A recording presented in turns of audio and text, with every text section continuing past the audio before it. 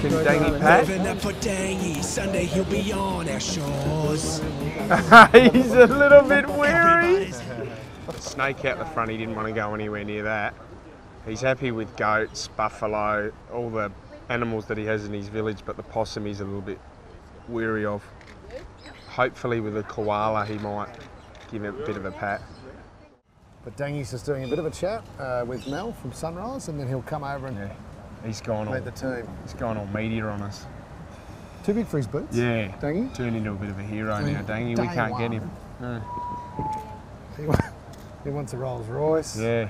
He wants a massage with John Travolta. Don't know what's going on. Everybody's hanging. Look, Dangi. Say hello. Wow. That's it. The thing you want to touch? Highway to the Dangi zone. Very soft. Right into Very soft. the Dangi zone. Is that okay? We threw out the invite and booked him on the first flight.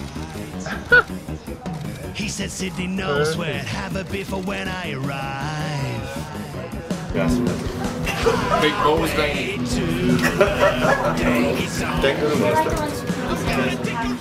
Next one was kangaroo. You want to see kangaroo?